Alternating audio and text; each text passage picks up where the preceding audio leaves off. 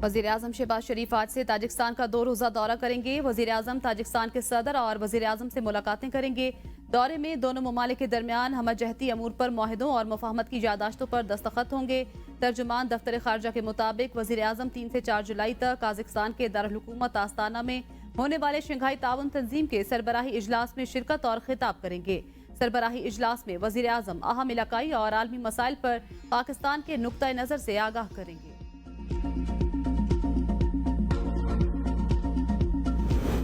बानी पीटीआई पर मुकदमात पाकिस्तान का अंदरूनी मामला है। अमरीकी महकमा खारजा के नायब तर्जुमान वेदांत पटेल की प्रेस कॉन्फ्रेंस। वेदांत पटेल ने कहा, हुकूमत पाकिस्तान पर जोर देते हैं इंसानी हकूक बुनियादी आज़ादियों का एहतराम करे। सेक्रेटरी ब्लिंकन और अमरीकी सफीर पाकिस्तानी हुकाम से बात करते रहे हैं। हमने हमेशा इंसानी हकूक और शहरियों के बुनियादी हकूक का एहतराम करने पर जोर दिया। हुकूमत पाकिस्तान इजहार राय और मजहबी आज़ादी यकीनी बनाए।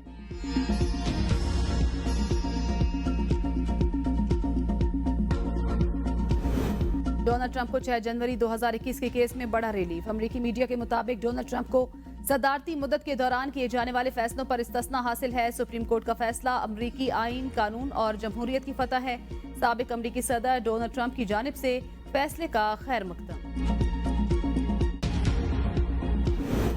ट्रंप को सदारती इस्तिस्ना देकर सुप्रीम कोर्ट ने खतरनाक मिसाल कायम की। अमरीकी सदर जो बाइडन ने कहा, सुप्रीम कोर्ट के फैसले से कानून की हुक्मरानी मजरूह हुई। फैसले का मतलब है सदर जो मर्जी करे उस पर कोई पाबंदी नहीं। सब कुछ इस बात को यकीनी बनाता है सदर के खिलाफ मुकदमा नहीं चलाया जाएगा। ट्रंप ने 6 जनवरी 2021 को इक्तिदार की मुंतकिली में रुकावट डालने की साजिश की।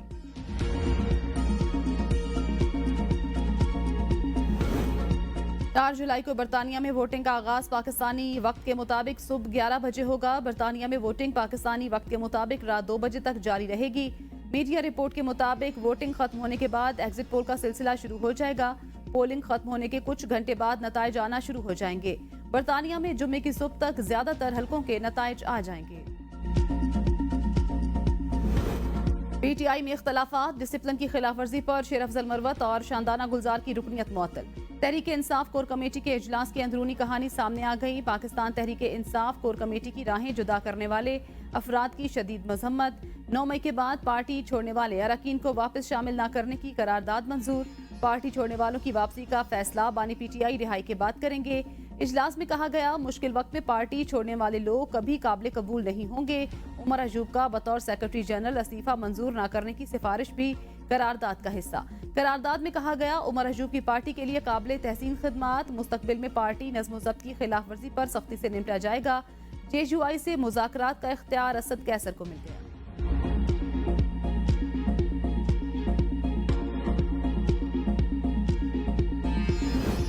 पीटीआई क़यादत और छोड़कर जाने वाले आमने सामने। शेख वकास अकरम कहते हैं, पीटीआई के मौजूदा रहनुमा पार्टी के मामे भी हैं और चाचे भी।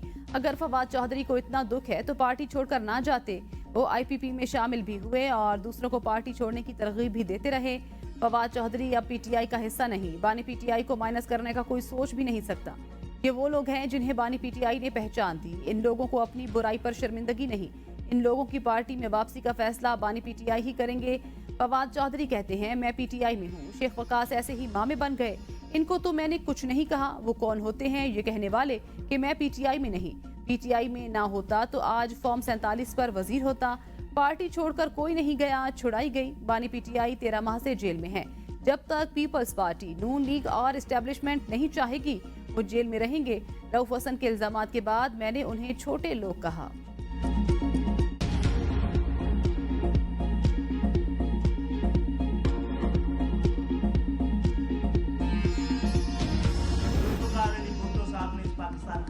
उन्होंने पाकिस्तान की तकसीम पर, उस साजिश पर अब सियासी मोहर सब की थी। जो भी उन्होंने शहीद जुल्फ़िकार अली भुट्टो साहब के खिलाफ बात की है उस पर मुत्तहिदा कौमी मूवमेंट माफ़ी मांगे और हम ये भी मुतालबा करते हैं गवर्नर सिंध फौरी तौर पर मुस्तफ़ा हो जाए।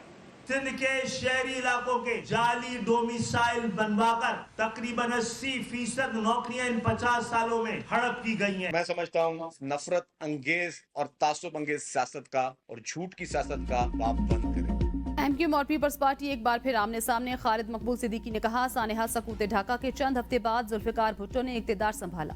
भुट्टो ने स्कूल, कॉलेजेस, इंश्योरेंस कंपनियों को नेशनलाइज कर दिया। उस वक्त MQM जैसी जमात होती तो अदालतों में इंसाफ मांग रहे होते। हम मायूसी की हद तक चले गए थे।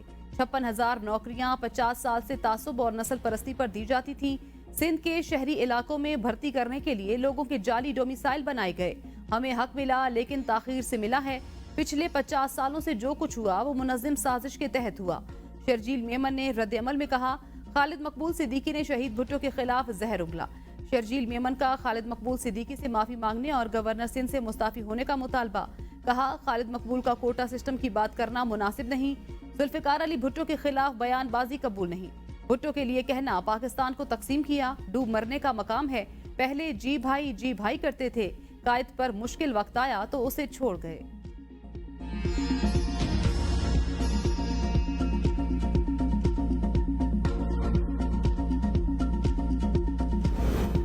बिजली बिलों में इजाफे, लोड शेडिंग और टैक्सों के खिलाफ कराची से खैबर तक ताजर सरापा एहतजाज। लाहौर, कराची, मुल्तान और दीगर शहरों में एहतजाजी मुजाहरे। तहरीक इंसाफ का अंजुमन ताजरान पाकिस्तान की बिजली कीमतों में इजाफे के खिलाफ हड़ताल की मुकम्मल हिमायत का ऐलान। वफाकी दारुल हुकूमत इस्लामाबाद में बिजली के बिलों में इजाफे के खिलाफ एहतजाज। ताजिर बरादरी के साथ खवातीन भी सड़कों पर निकल आईं।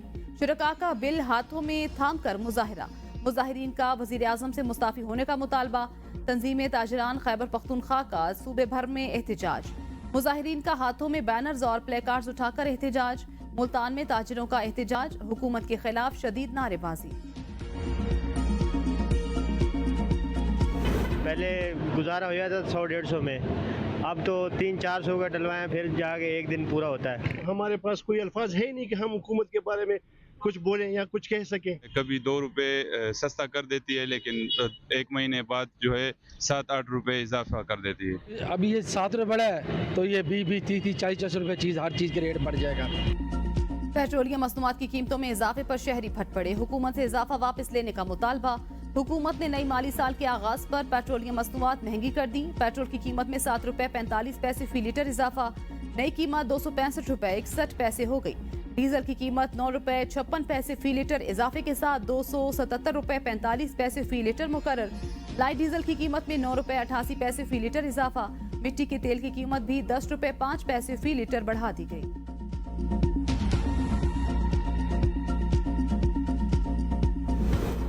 नए माली साल का बजट लागू। पेट्रोल महंगा, शीरख्वार बच्चों के डिब्बा बंद और आम दूध पैकेट पर 18% GST लागू। बेकरी आइटम्स, जानवरों की खुराक समेत सब महंगा। हर्बल और होम्योपैथिक अद्वियात पर टैक्स रियायत खत्म। मोबाइल फोन्स की खरीदारी पर भी 18 से 25% तक GST आयद। सीमेंट पर फेडरल एक्साइज ड्यूटी 2 रुपए इजाफे से 4 रुपए फी किलो हो गई। बैनुल अक़वामी सफर पर 55 अरब के इजाफी टैक्स आयद। तनख्वाहदार और गैर तनख्वाहदार कारोबारी तबके की आमदन पर 10% इजाफी सरचार्ज लगा दिया गया। प्रॉपर्टी की ट्रेडिंग वैल्यू पर भी 4% स्टैंप ड्यूटी देना होगी। मकामी तैयार गाड़ियों पर टैक्स की शरह में इजाफा।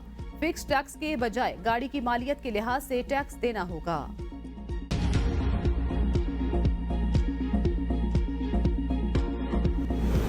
सुप्रीम कोर्ट में सुन्नी इत्तेहाद कौंसिल की मखसूस नशिस्तों के केस की समाअत आज फिर होगी। चीफ जस्टिस काजी फाजीसा ने रिमार्क्स में कहा, तहरीक इंसाफ ने साल का वक्त लेने के बावजूद इंट्रा पार्टी इंतखाबात नहीं करवाए।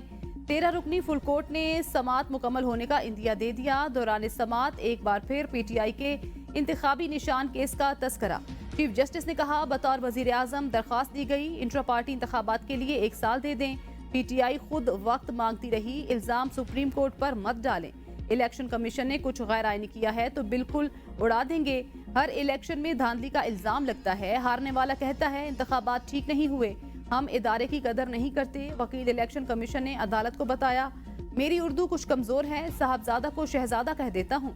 जस्टिस मंसूर अली शाह ने कहा, काश मेरा चीफ जस्टिस जैसा दिमाग होता, पढ़ते ही सब समझ जाता, लेकिन आम आदमी हूँ। चीफ जस्टिस काजी फाजीसा ने कहा, आइन लोगों के लिए बनाए जाते हैं, वुकला और जजेस के लिए नहीं। आइन लोगों की प्रॉपर्टी है। आइन ऐसे बनाया जाता है कि मैट्रिक का तालिब इल्म भी समझ जाए।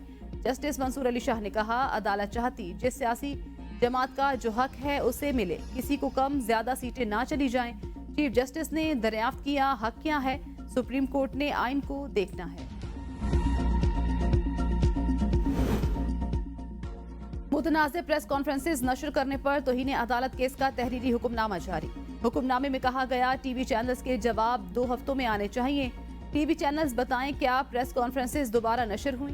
टीवी चैनल्स प्रेस कॉन्फ्रेंसेस के साथ इश्तिहारात और आमदन की तफसील भी दें। आज के दौर में झूठ आसानी से फैलाया जा सकता है, ज्यादा मोहतात होने की जरूरत है।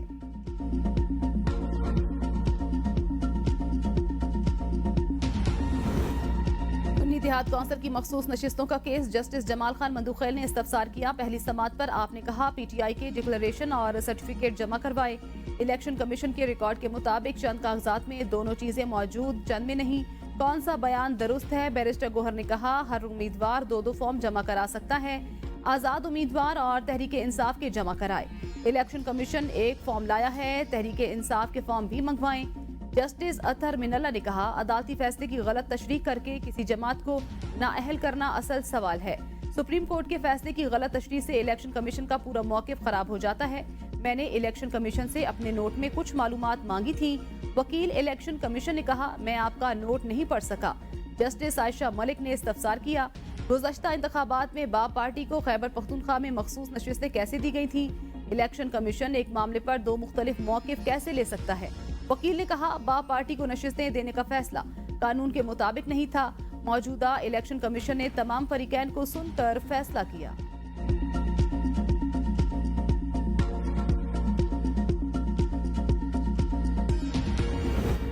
मौजूदा बजट मुल्क के लिए तबाहकुन साबित होगा। मुल्क की मईशत रहेगी या बजट।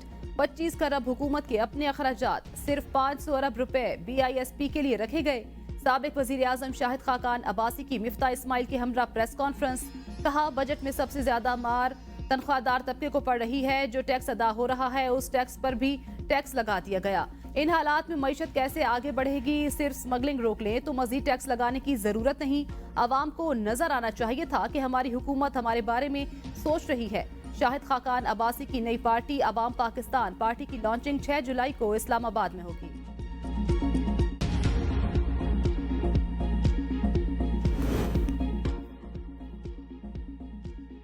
शाहिद खाकान अब्बासी और मिफ्ता इस्माइल का अरकान असम्बली को 500 अरब रुपए देने का दावा दुरुस्त नहीं। अतातारट कहते हैं लगता है दोनों ने बजट की किताब नहीं पढ़ी। साबिक दोस्तों ने गलत अदाद-ओ-शुमार पेश किए। वज़ीर आज़म ने हुकूमती अखराजात कम करने के लिए हर मुमकिन इक़दामात उठाए। वज़ीर आज़म समेत काबीना अरकान ना तनख्वाह ले रखे गए ना ही मरात ले रखे गए।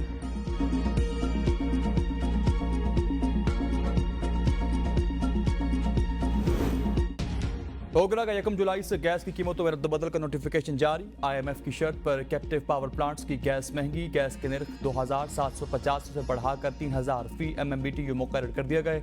घरेलू सार्फिन के लिए गैस की कीमतों में रद्द-बदल नहीं किया गया।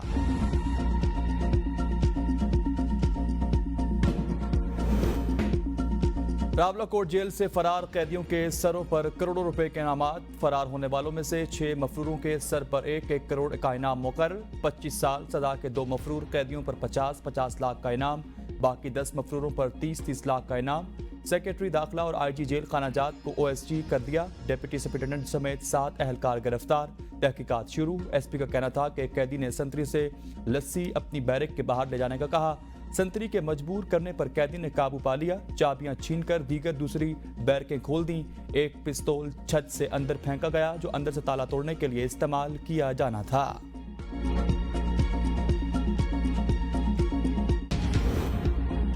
वज़ीर आला खैबर पख्तूनख्वा अली अमीन कंडापुर के नाकाबिल जमानत वारंट गिरफ्तारी जारी। इस्लामाबाद के थाना संजानी और I-9 में दर्ज मुकदमात में अली अमीन कंडापुर के नाकाबिल जमानत वारंट गिरफ्तारी जारी हुए। बानी PTI की वीडियो लिंक पेशी के हवाले से सुपरिटेंडेंट अदालत जेल से तहरीरी जवाब तलब। अली अमीन की हाजिरी माफ़ी की दरख्वास्त मुस्तरद। इंसदाद दहशतगर्दी अदालत इस्लामाबाद के जज ताहिर अब्बास सिप्रा ने रिमार्क्स दिए। तमाशा बनाया हुआ है, एक आता है दूसरा नहीं आता। 8 जुलाई को कोई बीमार हो या कुछ भी हो, जो ना आया उसे इश्तिहारी करार देंगे। अदालती मफरूर को इश्तिहारी करार देने के लिए 30 दिन जरूरी नहीं। इन केसेस को अंजाम तक पहुंचाने में आपका ही फायदा है। अगर केसेस में जान हुई तो चलेंगे, वरना फारिग हो जाएंगे। 8 जुलाई के बाद केसेस की समाअत रोजाना की बुनियाद पर होगी।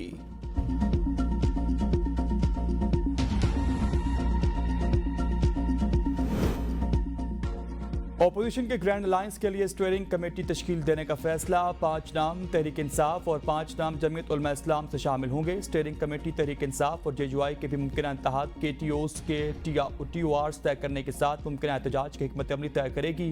तहरीक इंसाफ का वफ्द रवा हफ्ते फजलुर रहमान से भी मुलाकात करेगा।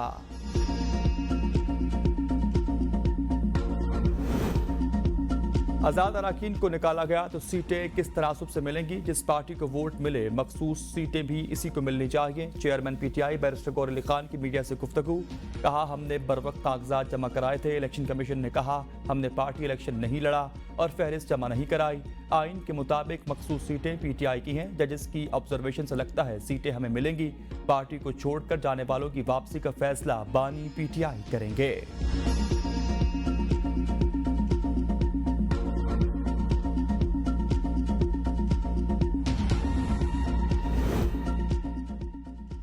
सुन्नी इत्तेहाद कौंसिल ने मखसूस सीटों के लिए कोई लिस्ट जमा नहीं की। बैरिस्टर अकील मलिक कहते हैं सुन्नी इत्तेहाद कौंसिल के आइन में अक़लियतों की नुमाइंदगी नहीं। सुन्नी इत्तेहाद कौंसिल के सरबराह ने भी आज़ाद हैसियत में इलेक्शन लड़ा। मखसूस सीटों को खाली भी नहीं छोड़ा जा सकता। मखसूस सीटें खाली छोड़ने से ईवान मुकम्मल नहीं होगा। कानून के मुताबिक मखसूस नशिस्तों के लिए उम्मीदवारान का लिस्ट देना लाजमी होता है। PTI खुद मान चुकी है कि इन्होंने इंट्रा पार्टी इलेक्शन नहीं कराए। सुन्नी इत्तेहाद कौंसिल ने बतौर जमात एक भी नशिस्त नहीं जीती।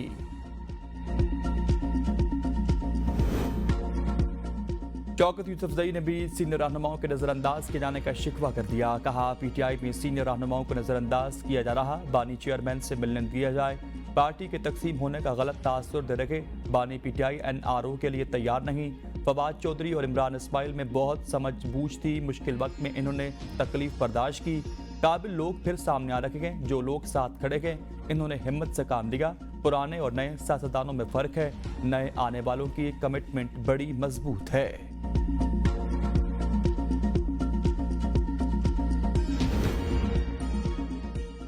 नए इलेक्शन बानी PTI की रिहाई के बगैर अधूरे और नाकाबिल कबूल होंगे। फजल रहमान को जाली हुकूमत के खिलाफ तहरीक का ऐलान करना चाहिए। मशीर इत्तलात खैबर पख्तूनख्वा बैरिस्टर सैफ का बयान। कहा, मौजूदा इलेक्शन कमीशन की मौजूदगी में शफाफ इलेक्शन मुमकिन नहीं। जाली फॉर्म 47 की हुकूमत को ज़मीन पोस्ट करने में ही आफियत है। मैंडेट चोर हुकूमत ने मुल्क को मसाइल के दलदल में फंसा दिया। बानी PTI और दीगर सियासी कारकुनान की रिहाई के बगैर मुल्क आगे नहीं चल सकता।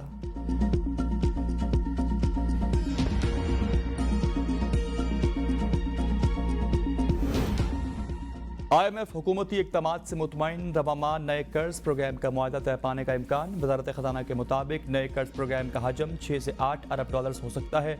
नया कर्ज प्रोग्राम 3 साल के लिए होगा। ज़राए के मुताबिक जुलाई में बिजली की बुनियादी टैरिफ में इजाफे का इतलाक़ कर दिया जाएगा। बिजली की बुनियादी टैरिफ में इजाफे का इतलाक़ भी बर वक्त किया जाएगा।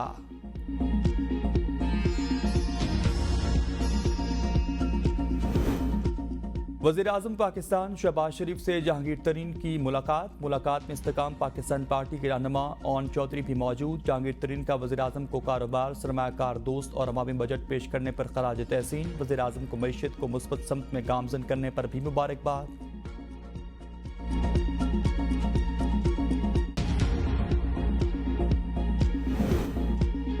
वज़ीर आला सिंध की ज़ेर सदारत इजलास। इंक्लोजर सिटीज़ कायम करने के लिए इंतजामात का जायज़ा। मुराद अली शाह की कंपनी बनाकर काम शुरू करने की हिदायत। कहा, इंक्लूसिव सिटी में खुसूसी बच्चों और अफराद की मुकम्मल बहाली का मरकज़ भी होगा। 5 एकड़ पर खुसूसी अफराद के लिए रिहाइश और 5 एकड़ पर DEPD दफातर कायम किए जाएंगे।